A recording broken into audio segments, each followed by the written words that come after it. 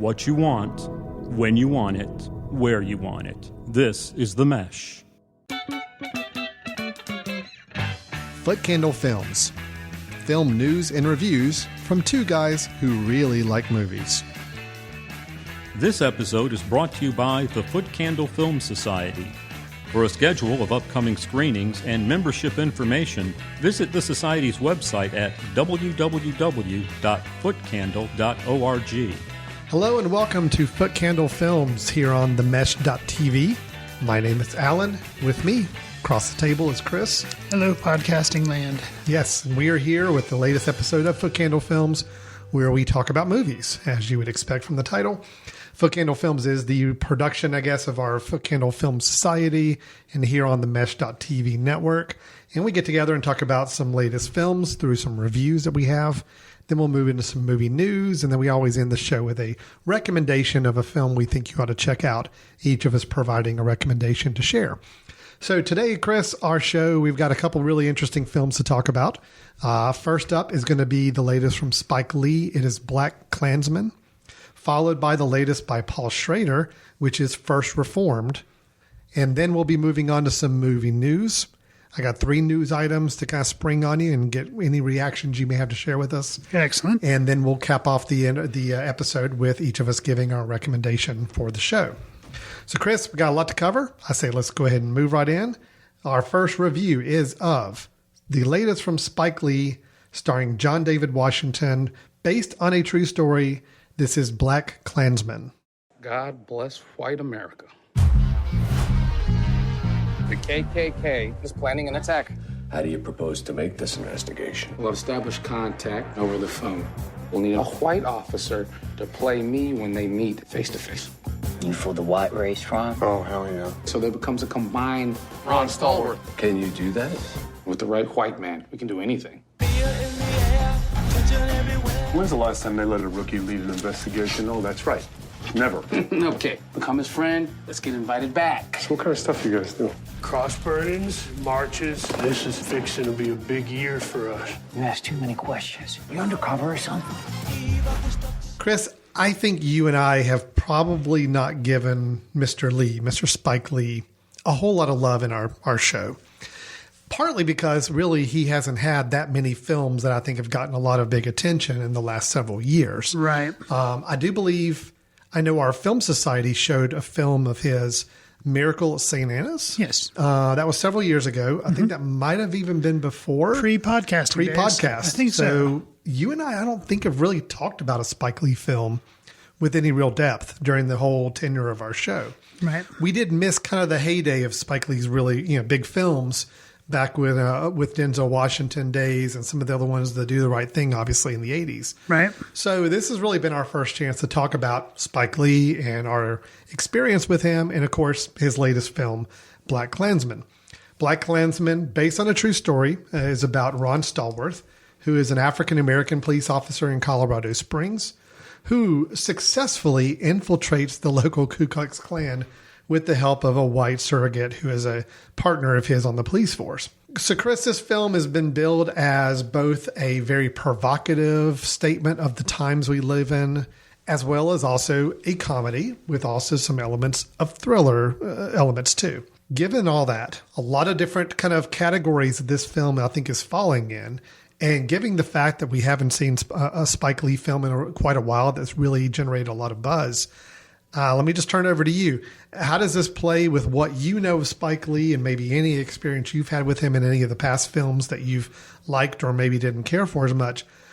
How does this one fall, and does it fit with those different genre types, or do you feel like it's really focused in one over another?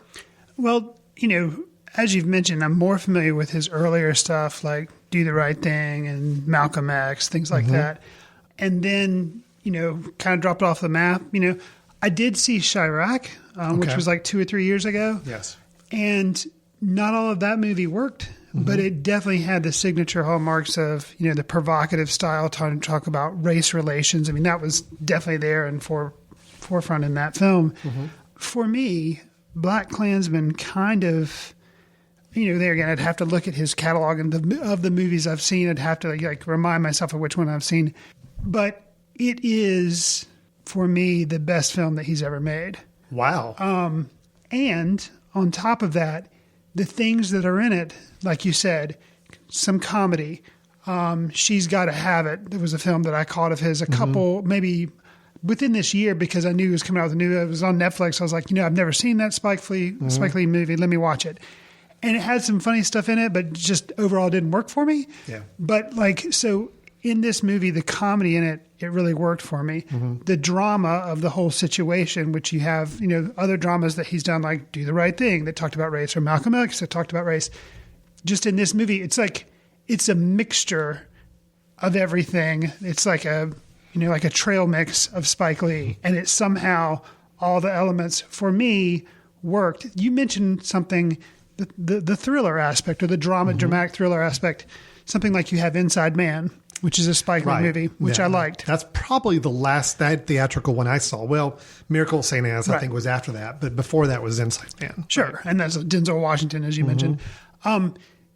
The thrilling stuff in this one had me just, I was nerve-wracked, because I knew it was supposedly, it's based on a true story. I'm sure they heightened some elements for the movie, but there's some scenes where Adam Driver, who plays the one who's the white guy that goes to the Klan stuff, because obviously the real Ron Stallworth can't do that, but he goes there as kind of the undercover guy pretending to be him.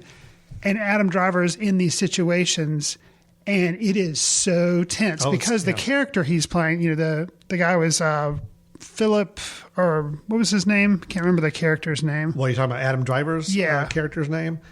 He is Flip Zimmerman. Yeah, Flip Zimmerman. And so he, you come to find out, has been kind of, struggling with his Jewish heritage. And of course, the Klan doesn't necessarily play nice with Jewish people. So there's situations where he's under a lot of strain because he's trying to, pretend that he's this racist, but then they start accusing him not of being black, because he's obviously white, but of being Jewish. And so the stuff that he has to say, and just the way that was done, I was really impressed.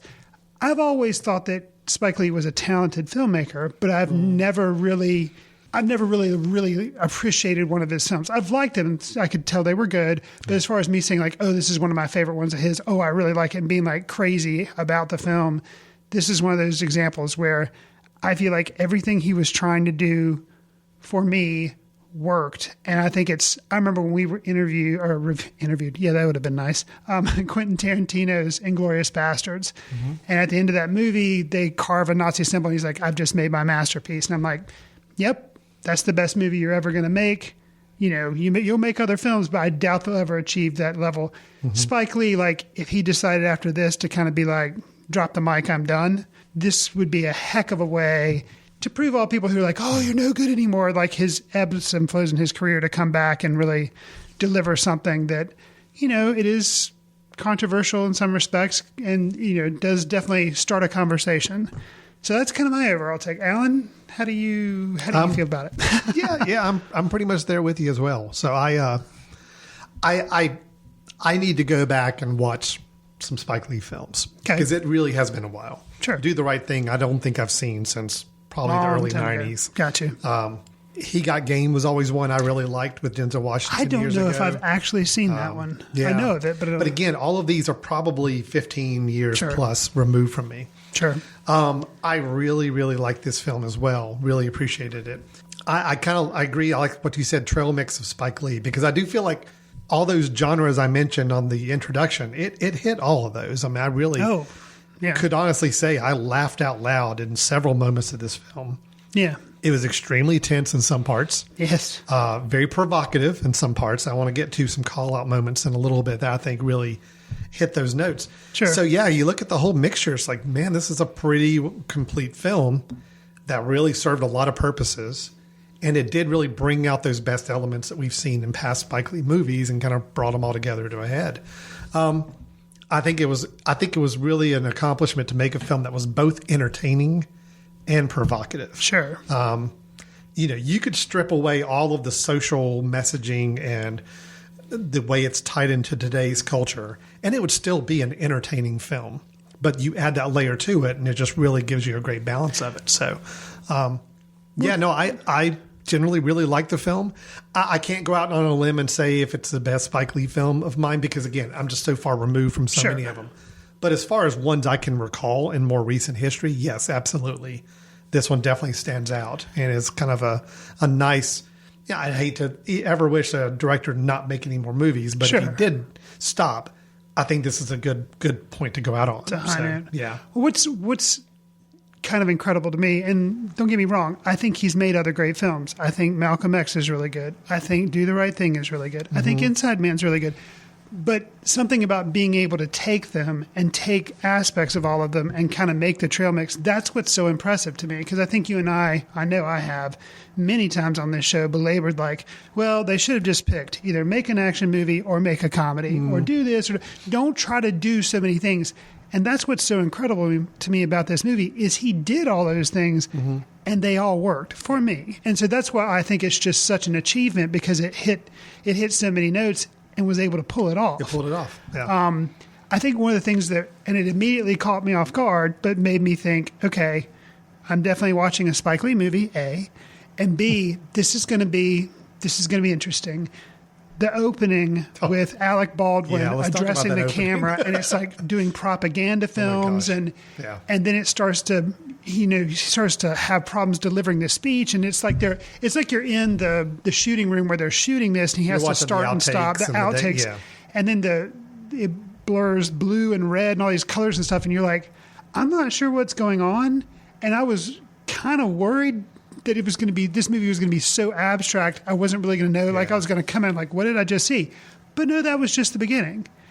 And I was just like, huh. And then I think it cuts from that to some Gone with the Wind footage. The Gone with the Wind footage is actually first. Oh, is it first? Yes, the very first shot you see is the long panning tracking shot of Scarlett walking through the field where all the soldiers are. So that's first. That's the very first thing you see, which that followed by the Alec Baldwin playing doing the racist propaganda. Yeah. Those back to back, I'm like, I'm not really sure where this film's going to go, but I'm kind of looking forward to the ride. And then it did settle into a more traditional narrative at that point, but it still had its moments. Oh, absolutely.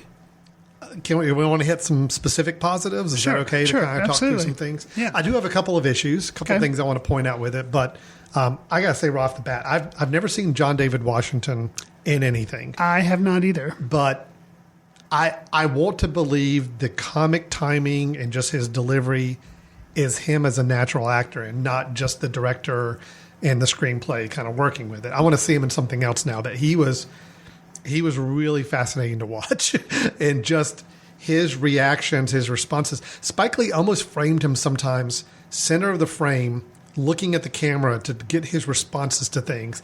And it almost looked a little bit like a Wes Anderson film at times, or it was just I could see kind of these really deadpan responses and just, I don't know, he had such a delivery style. It was really interesting as an actor. It is Denzel Washington's son, which of course, the first few minutes I see him on screen, I'm kind of trying to look for Denzel Washington in the face. And it was a little interesting to realize that. But that's interesting too, because I did not know that watching it. Okay. Yeah. And so I watched it, came out, I was like, oh, that's amazing. But then I've heard clips from the movie since then, and I can't not hear Denzel Washington. So it's kind of a double-edged sword of it. But he was good. He was really fun to watch. He was. He had a response to a moment that I think I was drinking soda at the moment and really kind of spit it out a little bit. Wow. It was early in the film. It's a moment where he's being interviewed by the people at the police force. He would become the first African-American just police officer, I think, if I remember correctly, for this particular branch here in Colorado Springs. Right. And he's being asked, what would he do if someone came up to him and called him a certain word and, and all that. And his reaction was just, is that going to happen? Type of thing. And it's just when he delivered, just his deadpan approach to the delivery and I guess obviously the writing as well was just really well done. Sure. So he was fun to watch. I really liked him a lot, and anxious to see if this is a perfect blend of just the writing and directing and his performance, or if he truly does have some really great acting skills to show us in other films. So we'll see with that. Sure. But I thought he was really great. There were some moments I thought were really interesting that worked for me. There was a speech early in the film. Corey Hawkins, who I've seen on both the Walking Dead TV show, and he was also in that. He was in the reboot of the 24 Jack Bauer, Kiefer Sutherland show. They did a reboot that only lasted like 6 or 7 episodes. So he was the new Jack Bauer lead character. Interesting. But he played, is it Kwame Ture? Yeah. Who's an activist that they were actually going to see and going to hear early in the film. Kind of where our lead character, Ron Stallworth, kind of got connected with this whole undercover work that he was going to go under. But they really spent probably a good 10 minutes of the film letting Corey Hawkins deliver the speech. Sure. Cutting away to some really interesting profile shots and headshots of some of the people in the crowd, kind of lit and kind of presented in a really creative way. You know, normally you hear something like that, kind of letting this long speech go and doing these cutaways, and it seems it could be a little pretentious in some other films. I thought it really worked here because it really just built up a common way of thinking that we're going into this film and where all the characters are coming from that we're siding with. So I thought that was really good. Thought that worked out really well. And the last thing I'll mention, there's also a musical dance scene early in the film at a nightclub. Okay. That also goes on a little longer than you would expect it to go on. But again, I think it worked. And just the way it was shot, it was very energetic. It had everybody, you could hear everybody in the club singing along to the song naturally, along with the song being performed. And there's dancing. It was really well done. I really liked it. It was Too Late to Turn Back Now was the song that they were all dancing and singing to. I thought was really well done. So just a few moments, and then you already mentioned the Alec Baldwin intro, which I thought was bizarre but really interesting. Sure.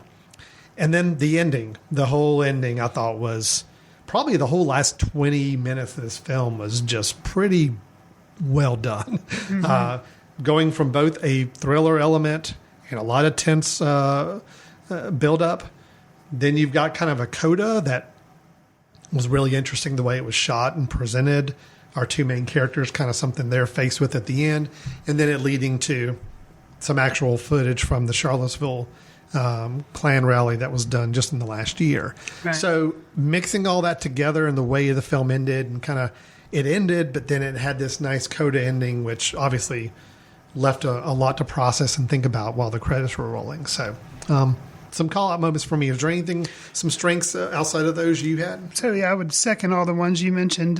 There's another one that there's a cutting back and forth between the Klan gets together and basically they're having I guess David Duke comes in town and they're having an initiation ceremony, basically.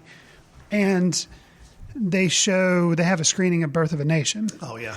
And they cut back and forth between Birth of a Nation and there's at a different part of town, there's like a student meeting of African-American students and they're having and they have a speaker and he is talking about the time period during which Birth of a Nation came out and how there was a slave that was killed and just these horrific events. And they're balancing that by then showing like the Klan rally and these people like basically celebrating and eating popcorn and having a good time watching Birth of a Nation. Yeah. And so that was a really, I thought that was a really good scene, those scenes there.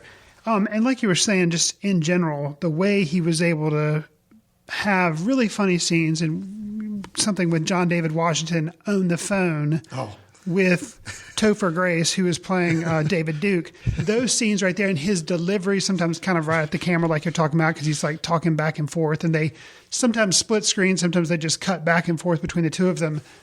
But those were funny because you kind of, David Duke is saying things and he's just, obviously he's being an idiot because he doesn't really know that he's talking to an undercover cop. And that's just really well done. But then balancing it with some of the tense moments that we've talked about, just, well done. Yeah. I think, speaking of Topher Grace, I thought he and Adam Driver were also really, they were really good in the film. They were good. Yeah, they Adam Driver's was kind of playing Adam Driver's typical role, but it was really good at it. Sure. And then you had, Topher Grace playing David Duke, which, obviously is a tricky role to play. Sure. And I think he pulled off really well, and he seemed to be having a good time playing the role, kind of just chewing it up a little bit and enjoying the fact that he's playing someone who, obviously a somewhat reviled person and, right. With a lot of background that people would be uncomfortable playing that part. I admire him for doing it and kind of seeming like he was really kind of having fun playing that part sure. as much as you can. I'll say a couple items I had really. Laura Harrier played Patrice, the female lead. Sure. I didn't think she was very strong. I thought that was one part of the film that just didn't work for me. I didn't think that she really rose to the level that we were getting from the other performers. So that's one thing that kind of pulled me out a little bit. Huh, interesting. And I will say one thing with Spike Lee as a director. Spike Lee is such an interesting director. He really, to me, balances that line between a big budget director and a shoestring budget independent director. He's kind of balancing it. He never goes, he started off obviously very independent and lower budget, but nowadays he never goes fully one way or another. He's kind of balancing that line. The film had some moments where I felt like some of the shots were a little sloppy. Some of the editing maybe just a little bit sloppier than I would have thought. Interesting. It gave it I think it was trying to give it more of an independent feel, but yet you balance it with some of the more glossy cinematography and editing. It just, some parts were a little haphazard, I guess, as I would say. Huh. Now, I didn't sense that. It didn't pull me out of the film. It didn't make me not like the film, but it is something that I felt like it could have been a little tighter in some places. Could be some pacing, could be the way it was edited with that, but it didn't detract from what the film was doing. It's just something I noticed as I was watching it. But otherwise, that was my only real issues. I just thought, again, Laura Harrier, the only thing I've seen her in is I know she was in the latest Spider-Man movie playing like the love interest. And I thought she was a little weak there as well. So it just may be something with... You're not her biggest fan? Not yet. But again, I think she's still fairly early in her career. But I just, I think everybody else was really pulling an A game. And I thought hers was a little less than. So, yeah. Okay. But otherwise, I thought the film was really good. That's my only issues I had to bring out about it. Did you have any issues? No, obviously from that first kind of diatribe monologue I didn't really have any issues. I was impressed. If anything, I expected it to be good because there was buzz around this film, but I didn't come out. I thought I would come out just thinking it was okay, but to be as high on it as I am, I'm pretty surprised. And we make these predictions all the time, but we are getting closer to Oscar season, which we talked about on the last show. I would be surprised if something from this film doesn't get nominated. Well, I would just be really surprised. I'll go ahead and say, given the changes that the Oscars making to where I got a feeling popular films are going to be a little more pulled out of the best picture film race. I do think it presents a film like this from having a much better chance of getting a lot more Oscar love this year. That'll be the one thing I think could be a positive, is I think films that might have gotten squeezed out if they were trying to mix popular big films with more artistic films together, this one might have gotten squeezed out. But I think the fact that they are separating, or could be possibly separating those out a little bit, depending on how the voting goes. This one I think should absolutely be considered. And I think it's got a pretty good shot of actually showing up there. It seems like, I'm not sure how it's doing in the box office, but it seems to be sticking around a little bit. It's not like it came and went in a week. Critics seem to like it. And, for Best Picture nominees, a lot of times if you have something that, it's like a message movie or something like that, whereas obviously this is talking about race and, the problems within our country. So that kind of has a lot of the elements that could end up. It absolutely does. And it's Spike Lee too, which I think, the Academy has got positive sentiments too, and he hasn't really been recognized. I don't think. Malcolm X was probably the one that got the most Oscar acclaim back in the late 80s or early 90s. I believe that one came out. Right. So, yeah. Interesting. Well, I'm glad you liked it. I came out more impressed and pleased than I expected to go into it. Sounds like you did the same as well. So sounds like when we get to our end of the year films and best of, that this is one that's got a shot at making some of our list too at this point. I feel like anyway, it's definitely up there. So we'll see. All right, so that is BlackKklansman. It is still playing in theaters as we record this, so hopefully you'll have a chance to check it out and let us know what you think. You can feel free to contact us with your thoughts on the film. We'll give you some instructions on doing that at the end of the episode. So now let's move on to our second review, which is, did I call out the right director's name during my introduction? Paul Schrader, I think I did so. say Paul Schrader, right? I didn't say so. Paul Schneider. I think I might have said Paul Schneider, but I meant to say Paul Schrader. Either way, if you're listening and I said something wrong at the beginning, write us a note and let me know. Wait, I'm just Paul curious. Schneider, that's not the B-52s guy, is it? That's Fred Schneider. Fred Schneider. Yeah, See, we're just talking all over the names today. But the latest from Paul Schrader, writer, director, best known for some of his classic films, including Taxi Driver as a writer. Now it's writer, director, and he got his lead actor, Ethan Hawke, in the latest film, First Reformed. I've decided to keep a journal to set down all my thoughts and the simple events of my day. I will keep this diary for 1 year, and at the end of that time, it will be destroyed. My hands shake as I write these lines. Are you washed in the blood of the Lamb? Can God forgive us for what we've done to this world? Who can know the mind of God? With First Reformed, Paul Schrader is both writer and director. We talked about, you mentioned in some of the films that he's known for, Taxi Driver, Raging Bull, as a writer. He has directed some films, none of which I think I've actually seen. I'm familiar with his writing work, but not with his directing work. Basically, I think he achieved, he was with Martin Scorsese when making those films. And then I think as a director, he just really hasn't seen the success. But with this film, he's had a lot of critics talking about it for his directing work. And, he wrote it as well. Alan, after watching First Reformed, are you as familiar with Mr. Schrader's back catalog? And would you want to check it out after watching this film? And what'd you think of First Reformed? So, all right. So let's talk about Paul Schrader just for a moment. Sure. I think I've seen 2 of his films he's directed. Okay. Directed. Okay. Which I think is interesting. He has directed 23 films. That's a lot. Yeah, but Cat People, I know I've seen. Oh, wow. I just I can't really attest to having watched the entire film or all that. Light of Day was a film that I actually kind of liked back in the late 80s. Michael J. Fox and Joan Jett. Yeah. I like that film. I don't know how it would hold up now, but I really did like it back in the 80s. Light of Day. I definitely like the soundtrack. I still kind of listen to that. Okay. But the film that I did see of his and actually brought up on the show here was The Canyons. Oh, That's the one with Lindsay Lohan that came out that was pretty bad. Right. So, it was not a good movie at all. That was in 2013, and I know I talked about it on the show. Okay. So, Color Me is someone who, I admire his writing. I admire some of his classic films, especially the ones with Scorsese. Sure. But hearing Ethan Hawke in a film about a priest going through kind of a religious crisis and written and directed by Paul Schrader, I'm like, I don't know if I'm terribly interested. Okay. And then, of course, all the feedback started coming in from people saying it was a really good film, so I'm more interested in seeing it. I will say this. I intentionally mention it as Paul Schrader being the writer of Taxi Driver because I do feel this is Taxi Driver for another generation. Got you. I feel like it's thematically very, very similar. I feel like it's... Instead of being a taxi driver, he's a priest.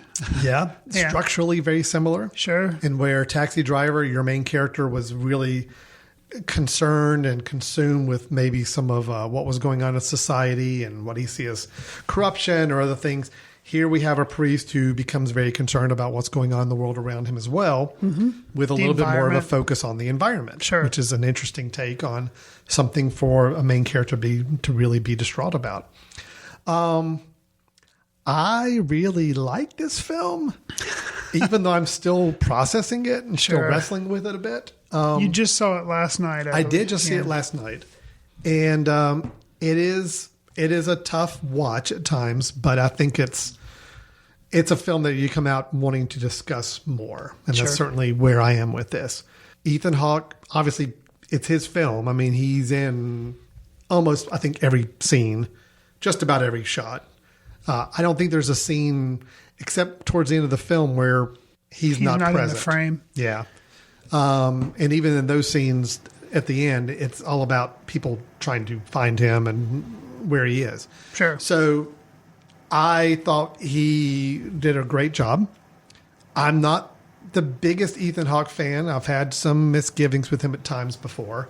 Although in recent years, especially on this show, we've talked about some of his more recent films, and we've both come away. I've come away more positive than I have in previous films. I think after Dead Poet Society, he went through probably a 10, 15-year period of time where it was a lot of the films he did. I just didn't care for his characters. Now he's to a point where he is playing some more mature, closer to his age, I think, type of roles. Mm-hmm. He did that in, what was the baseball movie that we both really liked from a couple years ago? The Phenom? It was a Phenom? I think, yeah. Yeah, which he was really, really good He played that. the dad. Probably one of the best things I've seen him do. I thought he was fine in Boyhood. Boyhood was a little bit of a letdown for me in general, but... and the other Linklater films, Before Sunrise. Oh yeah, those are good. Those are fine. Okay. I never thought they were great because of just Ethan Hawke. I thought it was other things about the film that made it great. This one, I still feel like Ethan Hawke looks too young to be playing a lot of the parts he's playing right now. He's mid-40s. You thought that in this? Yes, I did. Really? I just, yeah. Again, I can't fault the film for that. I mean, Ethan Hawke did a great job as an actor. It just... it was sometimes just tough for me to look at him as the age that he technically is. I think he's like 46, 47 years old. He's my age. And he's playing someone who is about that same age, but he still just has such a boyish look that it's tough. It was tough for me to look at and say, okay, I gotta like go with the idea that this guy had a grown son who would have gone to the army and is separated from wife and all that. It's just a little tough for me to kind of parcel that together. I do think he was probably playing a role that was still several years older than what he really is. And the fact that he is such a boyish looking guy anyway, just is a little bit of a disconnect for me. I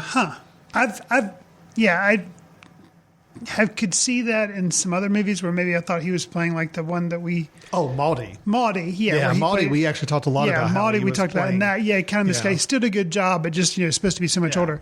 This one, though... I didn't feel that at all. Okay. And I thought the way, like, the weariness that his character carries and, like, on his face. Like, no doubt about that. He got that down. Yeah, it's just amazing. So.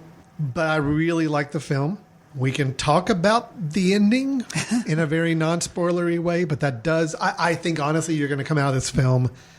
If the ending works for you, you come out feeling rewarded for the film. Sure. If the ending doesn't work for you... I could see you walking out and saying, the film just doesn't work for me at all. I just wasted all this time. It's really hinging on that last 10 to 15 minutes. Sure. And do you agree with that? I mean... I would. And it's the film that, it is definitely slow-paced. Yeah. But for me, it wasn't... Some cinematography is beautiful. We can talk about that in a little bit. Yeah. But the thing that it was slow-paced, but yet there was a tension. And the tension is what kept me... interested and engaged in the film. You just like, what is happening? You just have this sense of, okay, something big is going to happen. And the build up to that, even though it was slow, it didn't seem drawn out. It felt realistic, but you're just like, oh my goodness. And you basically feel like you're riding along with him because he's dreading it just as much as you are. And the journal that he keeps. Yeah, I was going to say the journal is a device they use really well. At the very beginning of the film, he basically says, I'm going to start journaling every day my thoughts because I need to start processing this more and I need to kind of get an understanding of where I am. Right. But really, it's a device for us because it's a lot easier for us to get insight into his head when we're hearing his actual thoughts. And I love the way they did the journaling because it was so natural, even to the point where he would write something and say, I really don't like the fact that I just wrote that. Mm-hmm. But he was committing to himself, I'm not going to go backwards and I'm not going to like erase or edit. I'm just going to write. So it was a really great device to use in the film to help us carry along with where he was going. A natural way to have voiceover narration is that he's writing down in his journal. Yeah, we're not hearing him like thinking to himself as he's walking down the street. He's intentionally sitting down. The only time we hear the words that he's thinking is when he's writing down to do the journal. And it was, like I said, it was very natural. It was here's what I just wrote, and boy, what I just wrote sounds wrong now. I wish I hadn't written that, but this is the way I was feeling, and it's very natural. So, yeah. What else? Okay, what's your take on the film? So I heard you say, things worked for you, but overall. Yeah, I liked it. Very, very troubling. Yeah. It's dark. It's a dark film, but there is lots to think about. Just kind of honest discussion about depression and kind of people reaching out for faith, and because he also has a boss who he talks to a lot, who's Cedric the Entertainer, or his real name as he's credited is Cedric Kyles, I guess. But he plays a reverend that I guess he's over Reverend Toller, who Ethan Hawke plays. He has a small church, and then Reverend Jeffers, who's Cedric the Entertainer, he has like a bigger church, and he kind of, basically Ethan Hawke's kind of like at a tourist church, essentially. Mm-hmm. So their relationship, the conversations they have about, struggling, and he can tell something's going on, mm-hmm. and just their back and forth I found to be, really interesting, and not depictions you usually see on screen. Yeah. You see people struggling with depression maybe, but someone like a pastor or a priest struggling with it, and how do they go about providing comfort or solace to other people who are clearly struggling or have lost loved ones or things like that. Just a lot going on. It's not something you typically see. So. Well, there are two dialogues in the two dialogue scenes in this film that are kind of stand out for me, and one of them you just kind of hit on. It's Toller, the priest that Ethan Hawke plays, going to meet with his boss, the guy who basically is overseeing the Cedric the Entertainer, or Jeffers is his name in the film. They have a dialogue at one point. And yeah, Jeffers is kind of confronting Tollers about what's going on. I can tell something's up. And then when they actually start talking, drinking, because I think he knows he's had a drinking problem. But when Toller starts talking about some of the concerns, some of the bigger things that are weighing heavy on his mind, they have an argument. They do. It's actually a pretty natural sounding argument. It's two people who really have some very opposing views on how to process this. And at one point, Jeffers, Cedric the Entertainer, just kind of turns his seat around. He's like, okay, I'm just kind of done. I can't talk to you anymore. But it was all very natural and very good, and just, it was intense, and but it was really, really well done. Dialogue is, Paul Schrader's got dialogue. He does. Okay, there's no doubt in my mind he knows how to write a dialogue scene. There's a scene early in the film as well, very early, Toller going to meet with Michael, who is a young man that he kind of is helping counsel a bit on the behest of his wife, Michael's wife. He's an environmentalist. Yeah. They're pregnant, so his wife's expecting a baby, but he's very concerned about having a child because of what's going on in the world, especially around climate control and taking care of our environment and resource availability. And they have a talk that's also an extremely well done dialogue and discussion that both sides have some really good points. But you can also see Toller, Ethan Hawke, starting to say, he's like in his own head. You can tell he's starting to not buy the things he's saying as much. He's starting to really kind of understand where Michael's coming from. Right. And watching him go through a little bit of that realization and understanding of it, and having a little bit of his own self-doubt at that point. You're like, that was a really, really good scene. So very, very well done. I had mentioned cinematography in the film. Yeah. There are lots of stark shots, but the one that I think of, like, it's basically the poster from the movie that you could put up on your wall. He's walking around kind of I don't know if it's a dump site or it's just like a pier that has all this environmental waste damage to it. But he's kind of walking around that area in like an early morning dawn time. The sky's purple, and there's some boats that have their like mastheads in the background. There's one that they kind of frame it so that it looks like a cross. Yeah. He's walking around like, it's just that's a really beautiful, and then beautiful it immediately dissolves to morning, and he's still walking. I mean, he's still there. Pacing so it's like, and stuff, it was a really, really good shot.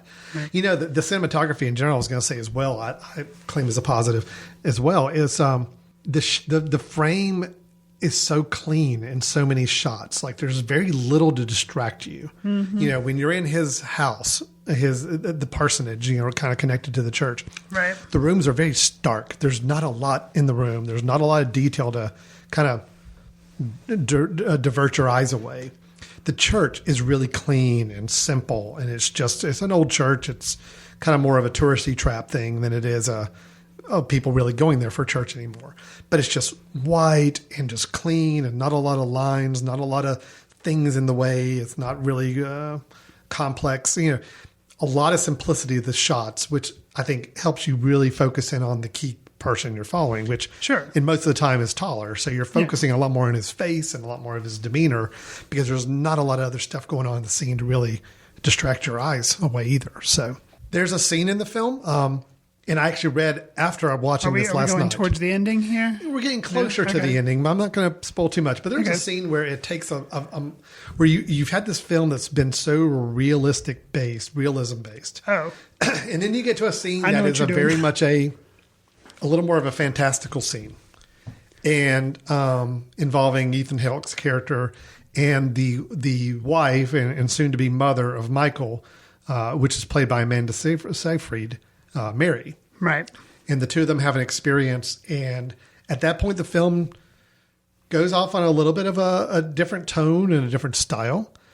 And I actually read afterwards, reading a little bit of an interview with Paul Schrader specifically about that scene. Really? Saying that was a little intentional to kind of jerk everybody out of where we were going.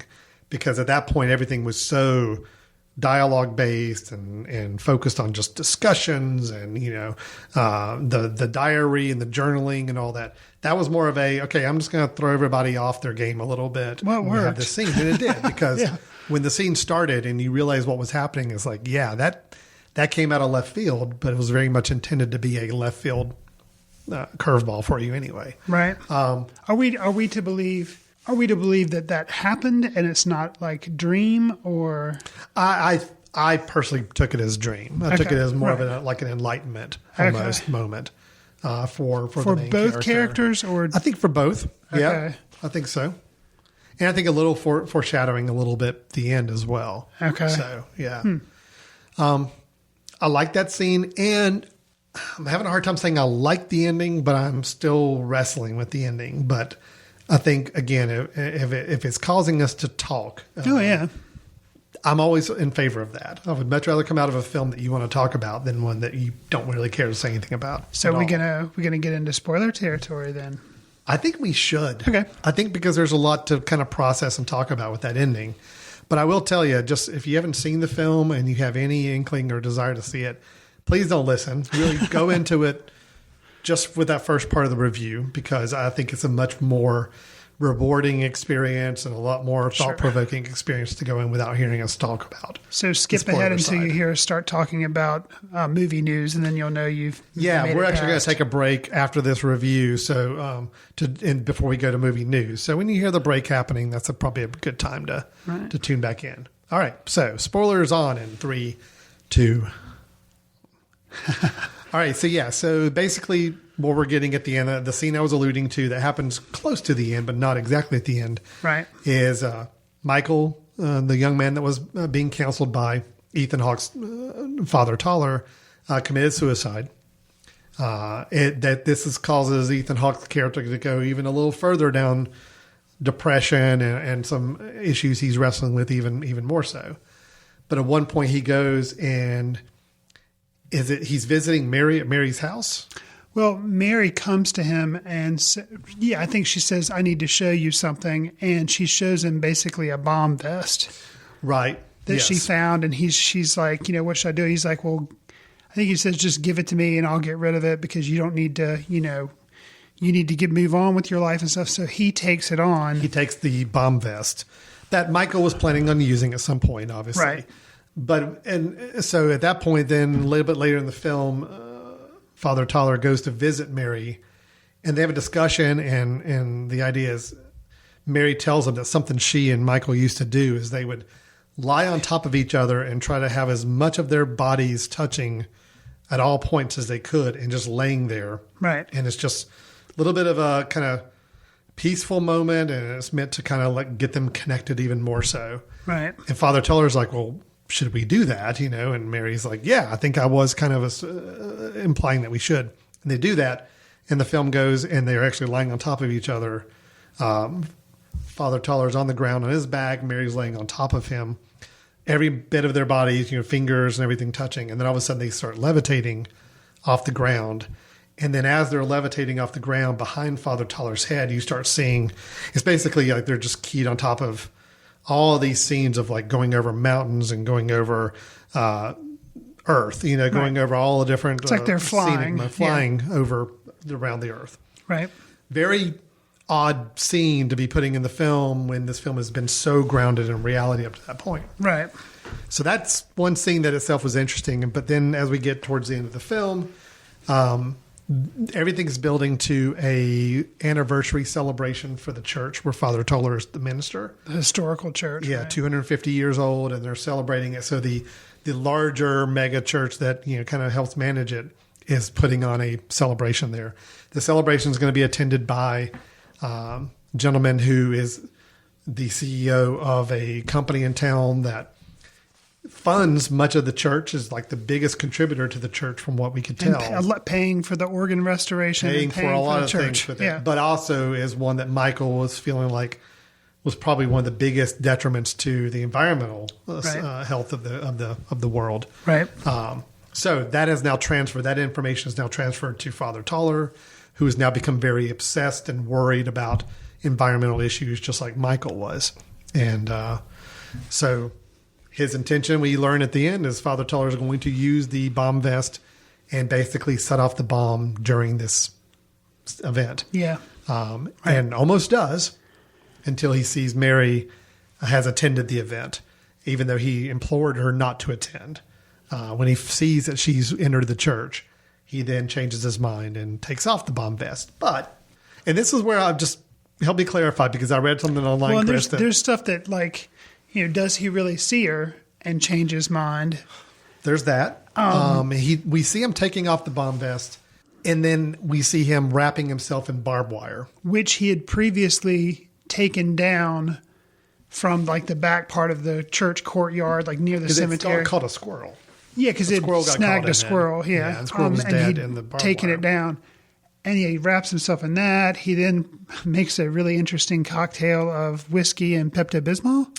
Yep. And so basically he's changed his mind. No, he does that earlier in the film. This is just Drano. This is just Drano. Right, just Drano. Yeah. The whiskey and Pepto-Bismol was earlier in the film. Right. He's pours himself Drano. Basically, that is he's going to drink the Drano and kill himself instead of going and bombing the church, because Mary's in the church and he doesn't want to hurt her. Right. But at that moment, before he drinks the Drano, Mary appears in the house. He sees Mary. He drops the glass with the Drano and it shatters on the ground. He walks over to Mary, and then they embrace and have this extremely long, passionate kiss with the camera swirling around them. While you hear a song being sung. You hear a song being sung in the church. Right. And he still supposedly got the barbed wire tied around his body, right. Puncturing him and bleeding. He had a sheet on top of it that we can see some of the blood marks through it. And that's it. The film cuts to black, like right in the middle of a song, right in the middle of the kiss, and that's it. So, Chris, was it real? Did you take it as real? No, I wasn't sure what to make of it. All I could get away from, because, we were talking about the tension that's building up in this film, all I could think was, yay, he didn't blow up the church. Yeah. He didn't kill himself and kill everyone else and make this huge thing. I understand why he feels this way about the environment and everything, but he didn't just become a terrorist, essentially. Yeah, right. So then the way that was avoided was so kind of distracting. I didn't really know what to make of it and how to process it. Now that I've had a couple of days, because I saw this a while ago and I was talking with you about it before we went on air, I'm thinking that no, he doesn't do it. Seeing Mary, and I think he basically just kills himself by drinking the Drano. That's what I think too. But it's like he has this fantasy, basically.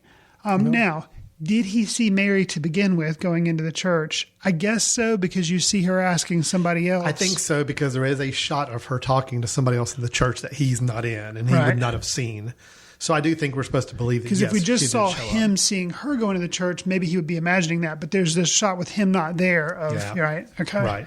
So I think she was there. I personally don't think she came into his house. Okay. Because I think they actually showed us a scene with Jeffers, Cedric the Entertainer, beforehand trying to find Father Toller. Right. Because the service has started. He's nowhere to be found. He's knocking on the door of the parsonage house, and I think he even tries to open the door, and it's locked. Right. So how Mary would have gotten in the house is what I don't understand. Sure. So that's why I think he drank the Drano, died, but that was what he needed someone to love. The whole film he's been pushing away a fellow person at the church who supposedly he had a relationship with. And that's the for a person while. that's singing in the church while this is happening. He's pushed her away because he mainly is just saying he doesn't feel like he deserves to be with anybody, or he's not at a point to do it. And he even says some intentionally mean things to her to push her away. Right. But I think in the end, he ultimately is wanting somebody, something to be with him and to understand him and to believe him on things. So I don't know. It was a tough ending, but could have been tougher. But more than anything, it just kind of leaves you really wondering what was going on. What you had mentioned, you started to say that something you had read made you kind of guess a little bit about what you were thinking about the ending. Was there something like you started to say it, and then I was rambling on about what I was thinking? Was there something specific that you've read online? Oh gosh, I don't remember what I was going to say. Okay, there, so, yeah, sorry, shouldn't have kept rambling. No, it's okay. I will say, and I guess this is going back to a review. I mean, I as I already said, I like the film a lot. Sure. I did think the bad guy, the CEO of it was a little cartoonish. Maybe it was a little, a little much. over the top. I mean, there was a scene they're having breakfast together, I believe, or something, talking about plans for the ceremony. It's the first time we really meet him and have a dialogue with him. Right. And I had a hard time buying him as a real character. Just for this film, he just was a little over the top. Everything else was so, seemingly real and very reality based, realistic, and then he kind of seemed a little cartoonish. I can see that as a detraction against it. And I wish I'd had a little bit more to buy into Father Toller's obsession and anxiety about the environment. We basically had him meeting with Michael. Obviously, Michael shot himself. We heard Father Toller heard Michael talking about all this stuff, and then some of the stuff was left behind of Michael's things. Mm-hmm. Father Toller looked up some things on the internet, saw some things about some different environmental issues and some of the research, and then it was almost like immediately Father Toller was now obsessed and upset and worried about that. I thought it was a little quick. The way I kind of rationalize it is, I think Father Toller was already dealing with a lot of depression. He was anyway. on the edge. This was the one thing that just kind of he could grab onto as something concrete to be depressed about. Right. But it still seemed a little sudden for me, especially for a film that really was taking its time developing everything else. That's my only misgivings in the film, those two things taking away. But I don't think, again, neither one really to the detriment of the film. Just I wish it could have been a little stronger in both those areas. So... Do you have any other feedback on the film? I would say that no. I think that one part you were mentioning about the transition to becoming really, concerned with the environment didn't strike me really. Mm-hmm. I felt I guess it was pretty natural, but I do agree that one thing about the owner of that company that was doing all the environmental data. Yeah, it was maybe a little much. Yeah. Especially, him confronting him about Michael's suicide and kind of blaming the pastor for it. And I'm like, okay, that was kind of a stretch. That was a little convenient to make you really be a bad guy pretty quickly. So, other than that, I really did admire this film. It's still one I'm reading up on more. Okay. But I think it was a daring film to make. I think it was a daring role for Ethan Hawke. I think he pulled it off really well. Since I made the hyperbole with Spike Lee in the first film, the first segment, talking about this one, I'd be surprised because of who Paul Schrader is and his history in Hollywood if either the writing or directing of this movie doesn't get nominated. Mm-hmm. And I feel like Ethan Hawke's performance is pretty strong. I think he's... I'm not saying he'll win, but I feel like he should be one of the five. Worth a nomination, and I think definitely the writing, the original screenplay for this, is worth. Directing, maybe. We'll see. I think it was well shot and well directed, but I think this is a actor and a script are the two things that really drive this more than anything else to me. All right. First Reformed or BlackKklansman, which one do you prefer? Well, BlackKklansman, just because I was able to laugh a couple of times. Not really any humor in First Reformed. There was a little bit of humor every once in a while in First Reformed, and I cannot remember. But there are some, very minute, little things. But it's very, very, very slight. So both are good. Both are good discussion starters. If you're listening to this podcast, obviously, A, you like movies, and B, you must like hearing them talked about. Otherwise, why would you be listening? These are films that are really good discussion starters and stuff. First Reformed, a lot heavier, even though BlackKklansman is heavy, especially with the ending and the footage they show of the Charleston stuff, or Charlottesville, not Charleston. But I think both are good. I would go BlackKklansman. Which way would you, if you had to? I think I would probably recommend BlackKklansman just because I think it's definitely a more accessible film to a lot of people, and it has a lot more going on in the film.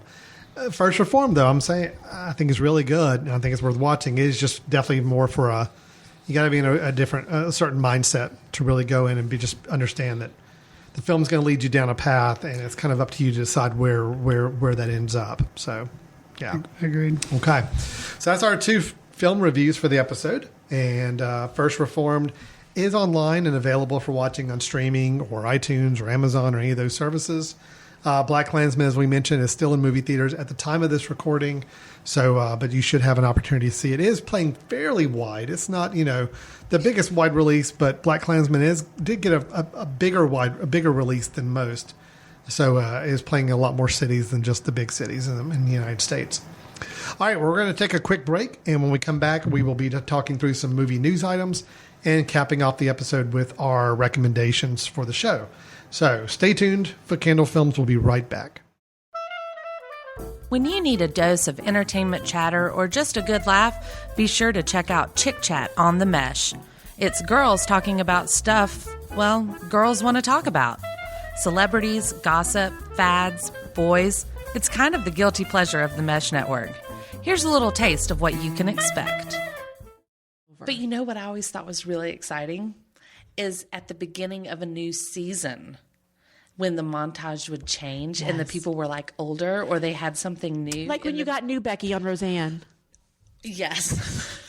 That's an example. Perfect example. You need to know. You can't just start shows and then new people are on there and you're thinking, what I needed the montage. What about on 90210? Okay, that 90210, it changed every season, It did. And then they had the beach summer one where where they worked at the country club. Yes. And the opening credits had them wearing bikinis and stuff, and then another one would be when they're just in that white room and on chairs that swivel around. Right. Oh yeah. So it's all Baywatch when they changed lifeguards. Absolutely. They had new people running down the beach in red bikinis, but you knew they're a new lifeguard. I need to get invested in that. So come have a listen to Chick Chat on the Mesh.tv. You know you want to. Welcome back to Footcandle Films here on the Mesh.tv. Alan and Chris. We just finished our 2 reviews of BlackKklansman and First Reformed, both highly recommended from both of us. So we got a 2 for 2 with our reviews there, Chris. Speaking of ones that we can highly recommend, let's also highly recommend something else for our viewers. Okay. Which is the Footcandle Film Festival coming September 28th through the 30th. Yes. You and I are both in high agreement on this is a recommendation we would like to make to our audience. Absolutely. Actually, we could just make that our recommendation for the episode. Just instead of a film, say, no, we're going to recommend 37 films that you ought to come out and check out. That is coming up September 28th through the 30th here in good old Hickory, North Carolina, on the foothills of the Blue Ridge Mountains in western North Carolina. It's a beautiful time of year. It's going to be great weather. I can feel it already, even here a month in advance. Looking forward to some cooler weather. Yeah. We're going to have 3 great days full of films. Combination of both narrative films, documentary films, and short films of both types as well. Going throughout the weekend, you can learn more about the festival at footcandlefilmfestival.com. And that's where you can go to not only read about all the films we're showing, but also to watch trailers and, of course, buy tickets for the event, too. We have both a weekend pass, which covers everything that we do throughout the weekend, with the exception of our Sunday night closing dinner. Or you can buy individual tickets for any of the films or events as well. So we do hope to have you join us, and let us know if you're traveling in from out of the area to come to the festival. We'd love to make sure we have a chance to say hi and welcome you to the area. In true film festival style, too, we are trying to show lots of different type of films. So we have documentaries, we have narratives, we also have short films that feature, they are some of them are documentary shorts as well. Some of them are narratives. So we've got a lot of mixture of different type of films, some foreign, some, local to North Carolina, some just regional to the United States. So a lot there. We think there's something, hopefully, for everyone. So. Yeah, I think so. It should be fun. It's our 4th year with the film festival. We had a large number of submissions this year. It was a really tough job getting it down to the 37 that are being shown. But we're really excited. It should be a fun time. Hope you guys can come out and join us. Footcandlefilmfestival.com is the website for all the information. All right, Chris, let's move into some movie news. This is where we kind of like to throw out some news items about upcoming projects we're hearing about, maybe ones we're curious about, especially when it's to directors or casting choices. So, and today we really have 3. It's all about either directors or actors kind of being attached to different projects at this point. Okay. So let's talk first about something that just came out yesterday regarding James Bond. Okay. So there have been 24 James Bond films made. Okay. Obviously, the one coming up is being referred to just Bond 25 is kind of the colloquial name that's being used right now. We reported a few episodes back that a Mr. Danny Boyle was now attached to be director. He is taking over for the director that handled the last 2, Sam Mendes, who did both Skyfall and Spectre. Skyfall being probably one of the best reviewed Bond films and the biggest box office hits. So they were really anxious to have him direct more. He did Spectre, but now he's walked away from doing a third one. So the race was on to get a director. They brought on Danny Boyle, which I personally was really excited about. Danny Boyle, I think, is an interesting director. I agree. That could probably bring some creativity to the film that I could argue that maybe the series has not always been known for, is directorial creativity. So I was really excited about Danny Boyle, but lo and behold, yesterday the announcement came out that Danny Boyle is no longer attached to the project. Okay. Question on Yes, that. absolutely. Is that tied to some other craziness that I keep hearing about the James Bond movie that's supposed, like I keep seeing, I'm like, what's the deal with this? And maybe, Idris Elba, James Bond, like all these people, like, I don't know whether he was dropping hints that he wanted to be or people should consider, but there's like all this like internet brouhaha about whether or not James Bond should be African-American. And like, I think maybe Idris Elba was posting like Instagram photos, maybe joking about. I don't know what the whole deal is, Right, but so did Danny Boyle walk away because Idris Elba could be James Bond? It's been pretty settled that Daniel Craig was going to be Bond in Bond 25. Okay. But he's also said it's going to be the last one. This is absolutely the last one. He has said that. Of course, I think he said that about Spectre too, but he did say he's going to do the last one. Okay. There's already been rumors and talk about who's going to be the next James Bond. Okay, so that's the whole Idris Elba discussion. It's not connected to Danny Boyle at all. No, the rumor is, and I will say this is all rumor, this is off of birthmoviesdeath.com website. The rumor is that Danny Boyle was kind of positioning this film to take place with the current global political situation, kind of a modern day Cold War for Bond to be involved in. And also Danny Boyle was casting someone, Tomas Kott. I'm not familiar with him as an actor, to play a key role in the film. And supposedly Daniel Craig has a lot of control over the film. He is one of the co-producers. He's kind of built up his role with the film series. Which is probably maybe what he said, because I'm in this movie, I'm going to really control it. And supposedly, again, all rumored, allegedly, he was unhappy with some of those choices that Danny Boyle was making on both the tone of the film and the casting choices. So Daniel Craig gets to stay, Danny Boyle has to go. So because Danny Boyle kind of the way it can't be worked out. James Bond. That's so, right. Okay. So there's been some talk about, because Danny Boyle's now out, this is a film that was slated to be released in November 2019. Right. I was about to say, this is a just problem. over a year. So they hadn't started shooting. I don't believe so. But they've done all the casting. That's right. They were ready to go to shoot. The writing was done, and okay. So now, because of this, they're saying that the Hollywood Reporter came out and said, okay, so they're not going to be able to hit that November 8th mark next year, so they got to bump back release. But then it came back a little bit later in Birth Movies Death again saying, not so quick. the word from the studio is if they can land a new director in the next 30 days, they can still hit the mark of November 2019. So this is really where I really want to get this news item to.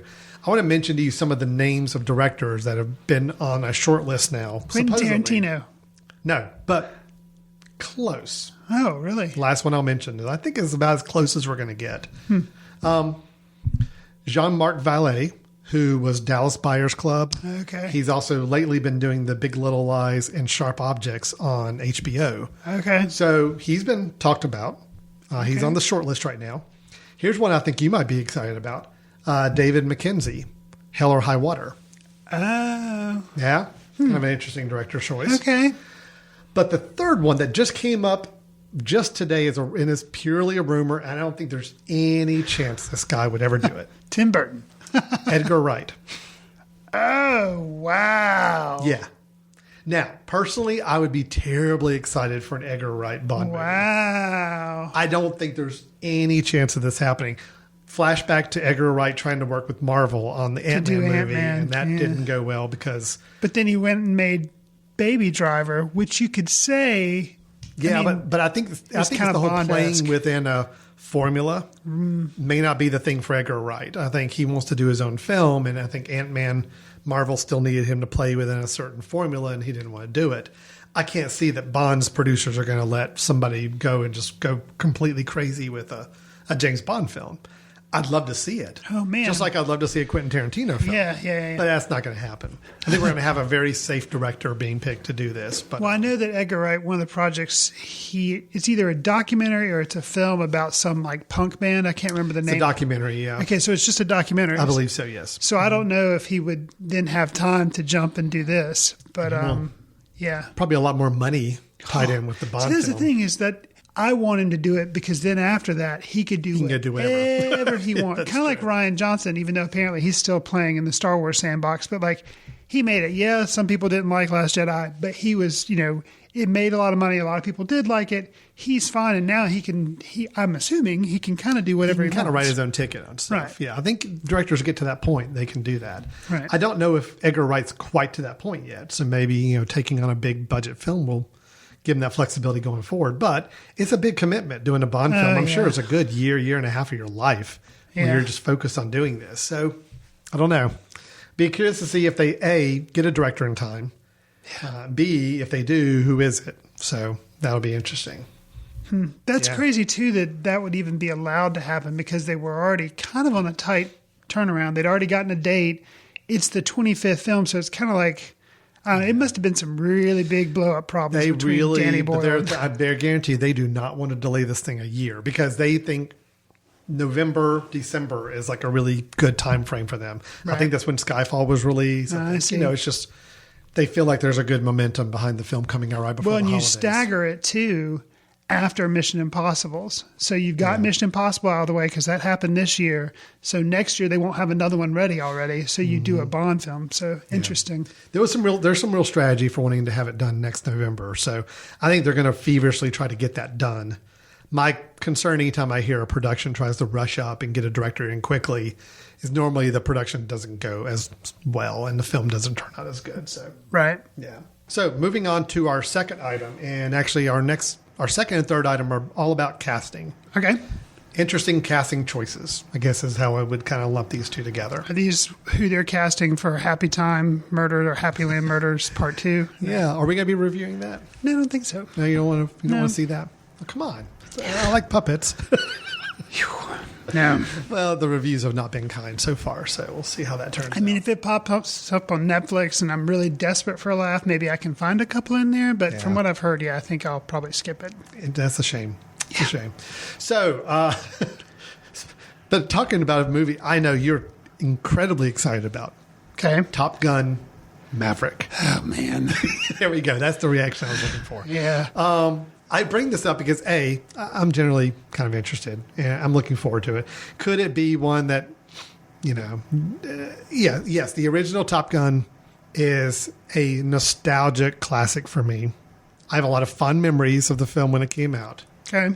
It doesn't hold up as well, although I will say I still think it's some of the best aerial flight scenes I've seen in a film.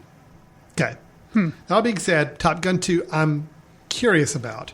We've got a director, the same director who did Oblivion and also did the Tron Legacy movie a while back. I'm drawing a blank on his name right now. Apologize for that. But Tom Cruise obviously has come back and is replaying as Maverick. Obviously, Maverick 40 years later or whatever. But he'll look the same because Tom Cruise doesn't exactly age. the same. Right.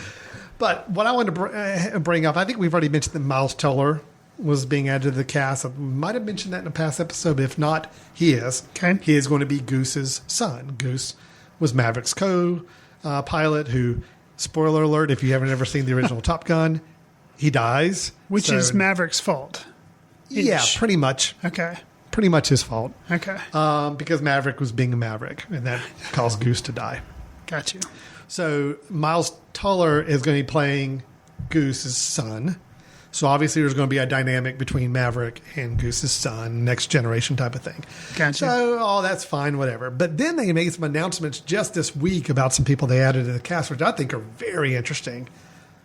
John Hamm has been added to the cast, which I like John Hamm. I like him a lot. I want John Hamm to have a good film role because he's so well known for TV for Mad Men. Right. He just hasn't quite had that role in the film in movies to like make him a movie star yet. Right. Probably, I enjoyed him in Baby Driver. I thought he played a good bad guy. Mm-hmm. He was in an episode of Black Mirror, which is not. Well, yeah, that's still on the TV side. TV side, but he was in Marjorie Prime too, wasn't he? He was in Marjorie Prime, which I thought he was good in that. But again, that film didn't get a lot of attention. Indie release. Yeah. It's he just hasn't had that breakout role in film yet. Now this will obviously be some sort of supporting role. He's not one of the main stars. The film is already in production, so them announcing they're adding it doesn't sound like he's going to be like a. I can't imagine he'd be a main character in the film. But still, adding him in there is nice for me to see. I like that. Then also Ed Harris, who is an intriguing choice to add to the film. Yeah. Don't know what kind of role he's going to be playing, but he wasn't in the original. No. Okay. Mm-mm. So right away, those two names added to the mix are like, okay.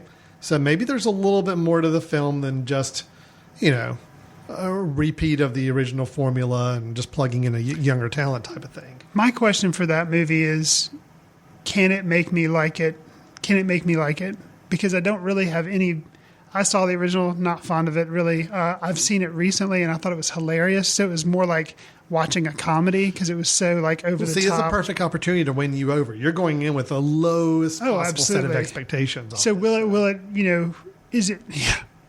I'm curious. I'm curious that they're bothering to make a second one after all this time. And then is the story just going to be so, nostalgic based and cheesy based that it'll be like even more over the top than the original? Or is it actually going to be a good movie? Like it could I still feel like Tom Cruise, with the exception of The Mummy, makes good choices in film projects.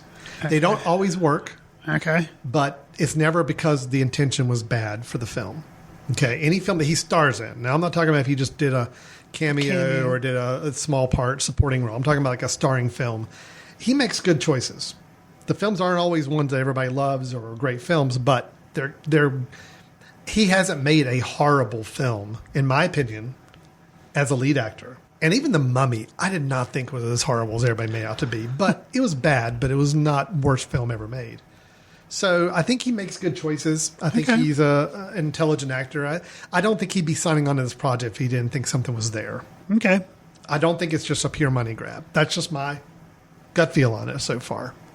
And Val Kilmer's coming back as Iceman. Okay. The Iceman coming back. Jennifer Connelly, who I think is really good, is going to be in this. Okay. So we'll see. And what is it, 2019 or no? It's farther out than that? I'm not sure. I didn't write that down. I don't know. Not soon enough, I say. Bring it on. Right. Okay, last news item. This one I'm just so amazed by, and I'm getting more and more excited about this film. Okay. We've already talked about Quentin Tarantino earlier in the show, kind of alluding to him a couple of times. Yes. So he does have a film coming out next July, Once Upon a Time in Hollywood. This was being labeled as the Charles Manson film for a long time, but in typical Quentin Tarantino fashion, he always drops an idea of what a film's going to be about, and everybody kind of goes off thinking it's going to be about that. And you find out it's not really about just that.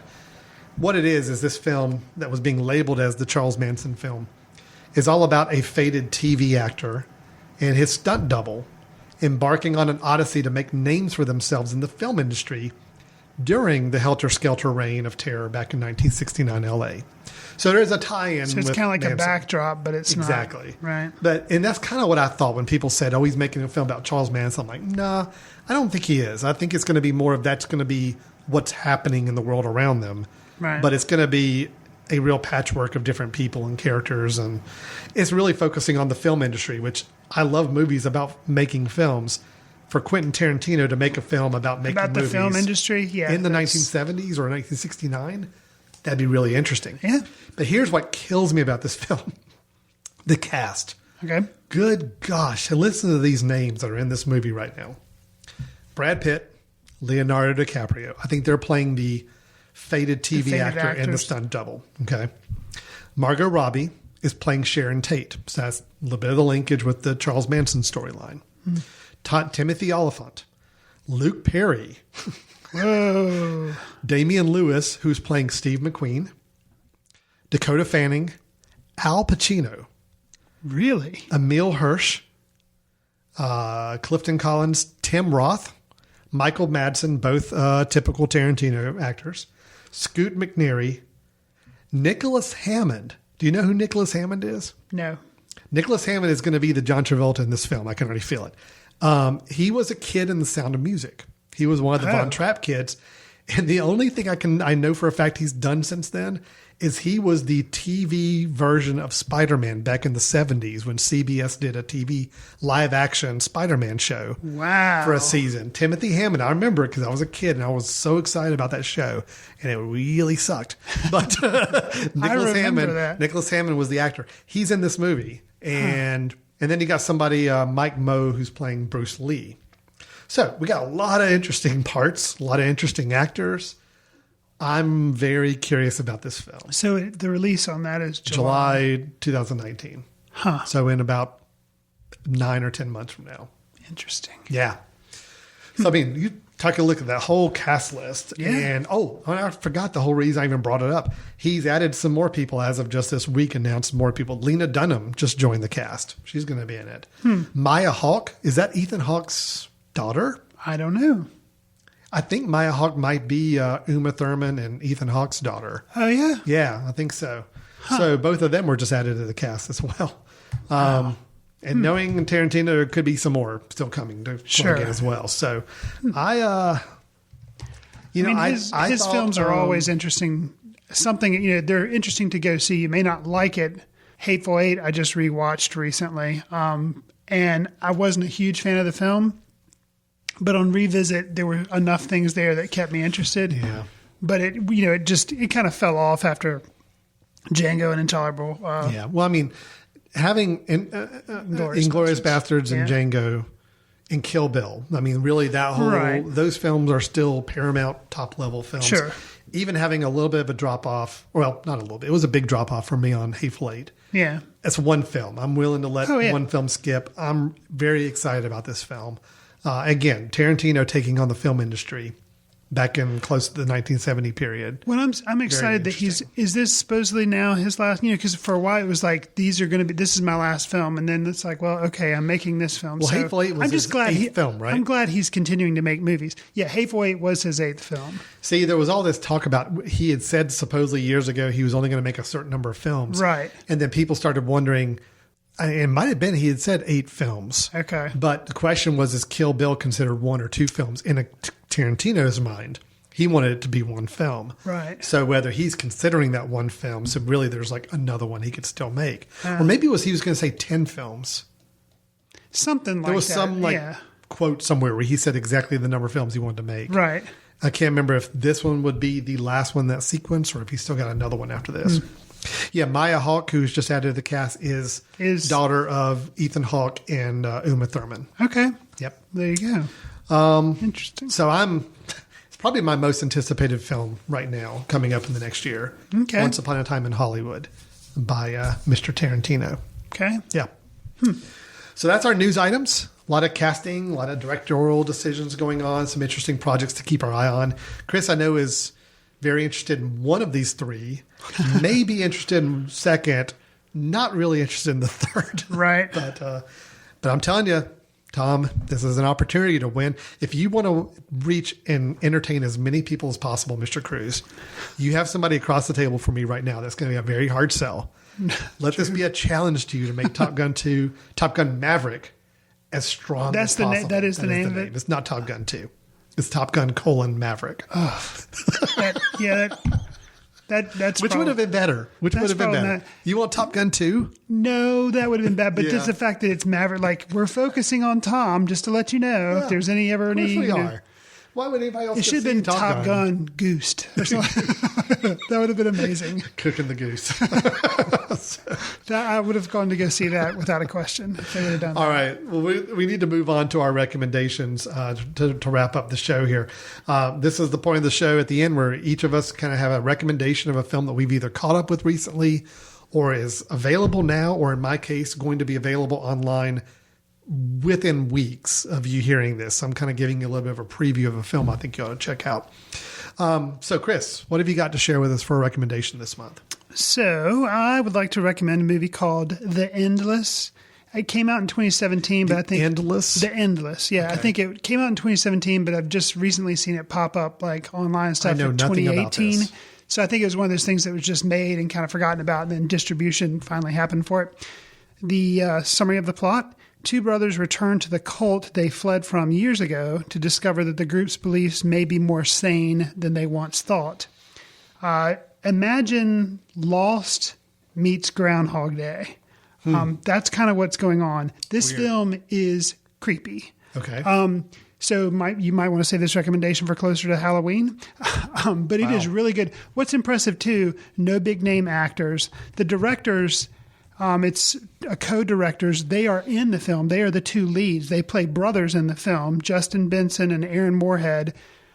Justin Benson's credited as the writer, but both of them directed it. They both star as brothers in the film. Mm-hmm. They've done a couple of other movies that all seem to be in this kind of horror, fantasy, sci-fi type thing. I wouldn't really say fantasy, probably more just horror, sci-fi.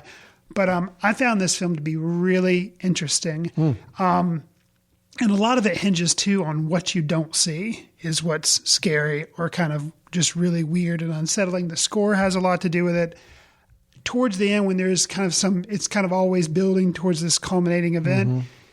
The effects maybe aren't where they need to be. You know, they're a little lacking maybe, but you can understand because you're like, yeah, this is a film that's been really incredible. And if they just had more money, they could have made something that looked more... You understand there's budget restrictions. Right. But that being said, not a distraction. It's amazing what they were able to do. It's really good. I really like this film, and I'd heard it, or I'd seen like a trailer somehow, and then I'd completely forgotten about it. And I was on a service that actually people can see this movie for free. It's called Hoopla, which is like done through the public library system. And you can check out movies, and this was on there, and that's how I saw it. I think you can rent it from Amazon. I think it's on iTunes as well, but you might be able to see it for free through your public library system. But it's called The Endless. The Endless. Yes, and I had not heard anything about it. Definitely not a movie for the kids. Okay, but it's good. And if you liked Lost, this is. I mean, it has like things that just aren't explained or things that are odd going on. It's fascinating. So wow. The Okay. Endless. Well, I'm actually playing the trailer like silently as you're talking because I'm trying to get a feel for the film, and yeah, this looks really interesting. Yeah. So okay. So Hoopla is the place I would need to watch it. Yeah, you can watch it for free. Yeah, you can. I think you can get it on Amazon Prime, and I think you can do iTunes. But it's available through all those other services. Yeah. But if you want to watch it for free, there's maybe Hoopla. a way to do all that. You got to do for Hoopla is just prove that you have a library card. You enter that. Libraries, that's where you used to go to get books. I don't know if people... Okay, gotcha. So yeah, but Hoopla is a service that you can watch it for free. So. Awesome. That's great. Thank you for the recommendation. I'm not aware of that at all. So, okay, my film, and I'm almost positive I have not recommended this. Okay. But it's a film I got to check in with at the River Run Film Festival back in April this year. And it was one that I was hoping have a chance to bring it locally or show it locally, and just hasn't really worked out. But it's a film called Custody. Okay. It's a 2017 film. It is, I believe, a French film. I may be wrong on that. Apologize if I am. Directed by Xavier Legrand. and it stars Dennis Menashe. That name probably will mean nothing to you, but let me just tell you this. The opening scene of Inglourious Bastards. Yes. The man that owns the farmhouse that is visited. That is him. That is Dennis All Menashe. tying it back to Tarantino. Yep, exactly. One of my all-time favorite scenes in cinema, that opening scene from Inglourious Bastards. It's a good one. Partly because this guy's so good in that part. And he's really good in this too. Okay. So this is a film in the midst of a divorce. Miriam decides to ask for exclusive custody to her son in order to protect him from a father that she's accusing of violence. And the judge in charge of the file grants a shared custody to the father, whom it considers abused. Taken as a hostage between his parents, the Julian will do everything possible to prevent the worst from happening.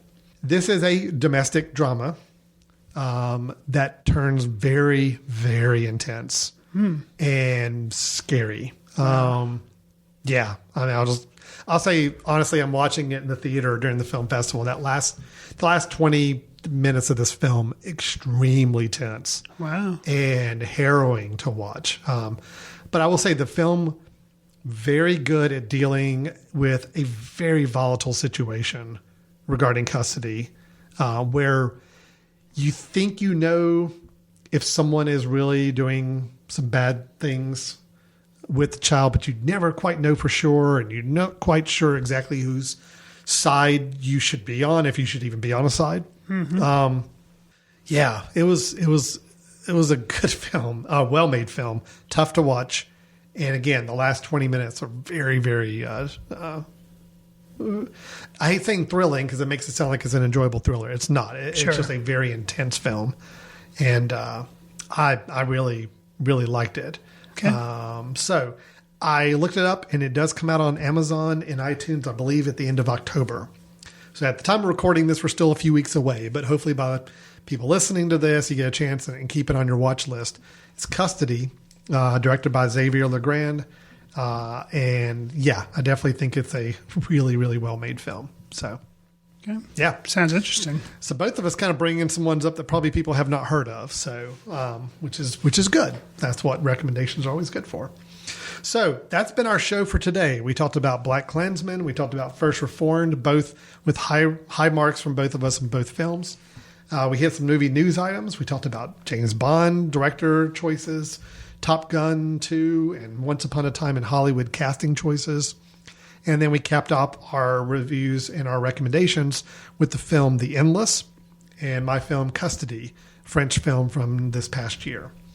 So, Chris, people may have thoughts. Maybe they'd like to share with us their impression of the ending of First Reformed.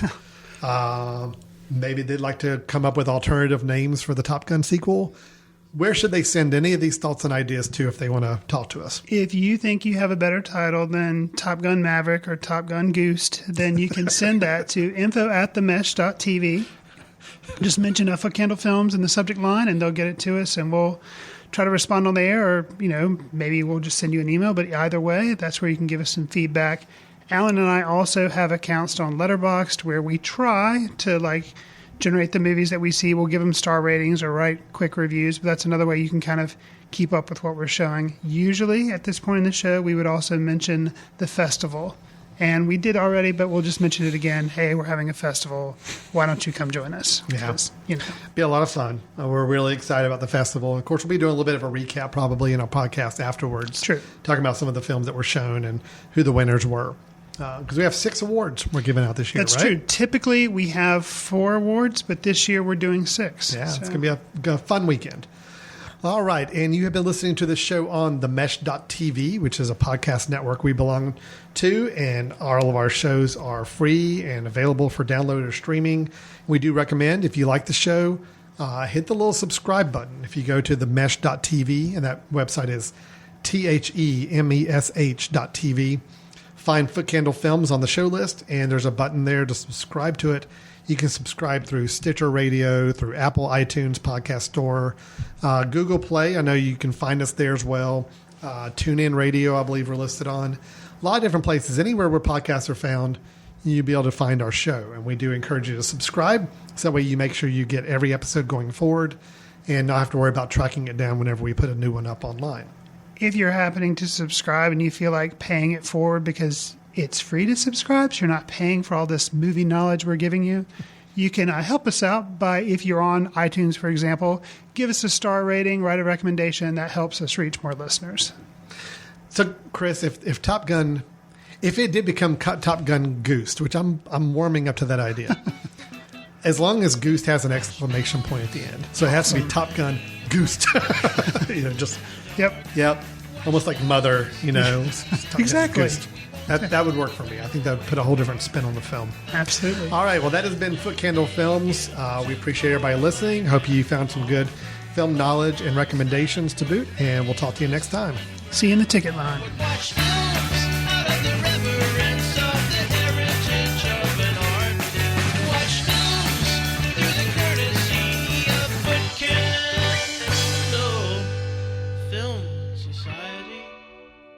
Special thanks to Carpal Tuller for the show theme music.